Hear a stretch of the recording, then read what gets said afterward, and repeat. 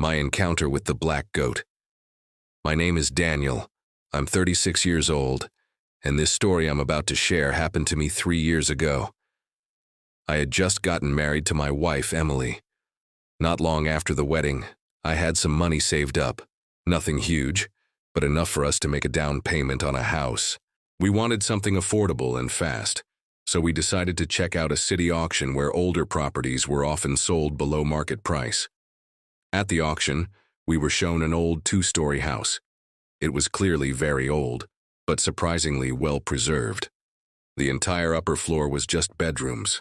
I told Emily not to get too excited. It looked way out of our budget. And it was at first. But the agent, noticing how interested we were, made us an unusual offer.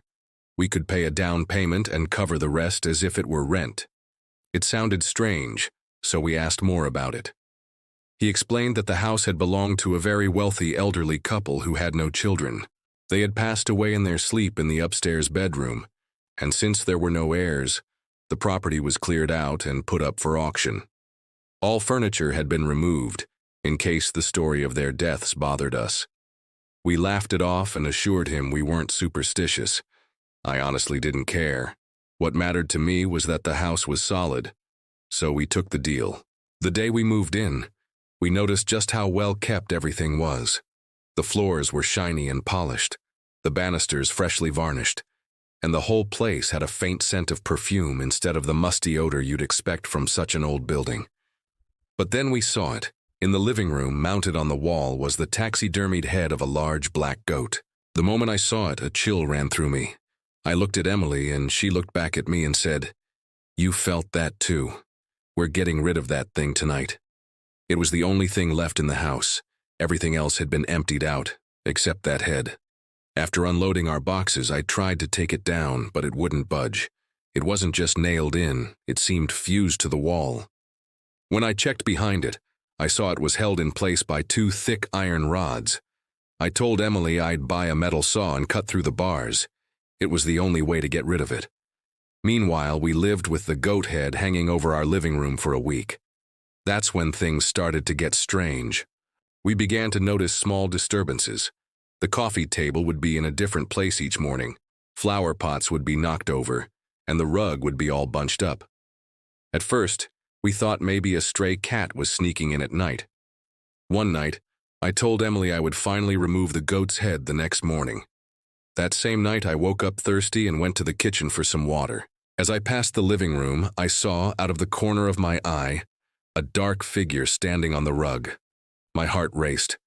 I froze. I shut my eyes tightly, but then I heard footsteps, heavy, cloven footsteps like hooves, crossing the wooden floor. They stopped right in front of me, and I felt a hot breath on my forehead. When I opened my eyes, there it was, the black goat. It was over 2 meters tall, standing upright like a man, but with the body and face of a goat. Its horns were twisted and black, its eyes huge and glowing yellow. Then it spoke, in a voice that sounded like pure evil. "You will not remove my head from the wall." I looked over at the wall. The head was gone. I was drenched in sweat and completely frozen with fear. Just then, Emily came into the kitchen and asked what was going on. I hugged her, still shaking. When I looked back, the goat was gone, and the head was back on the wall, just as it had been before. I told her everything. She believed me. She knew I didn't joke about things like this. The next morning, I didn't have the courage to try removing it myself. So I called a friend of mine named Chris, someone sensitive to spiritual stuff, and who also reads tarot. As soon as he saw the head, he said, "This isn't just a decoration. It's a gateway.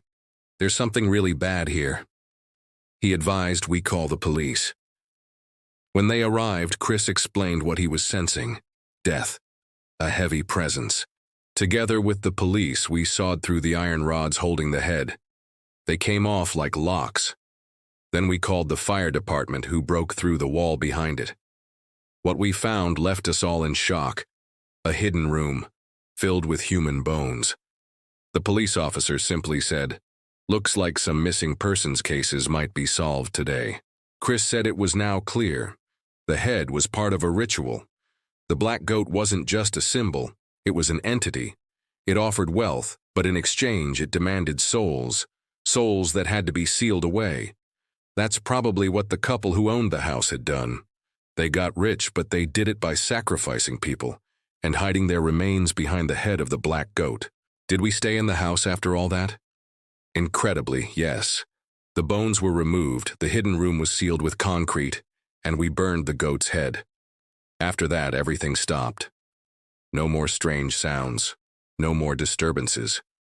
The black goat only appeared because it felt threatened, but the people who made the pact were long gone. There was no one left for it to collect, and now the house is truly ours.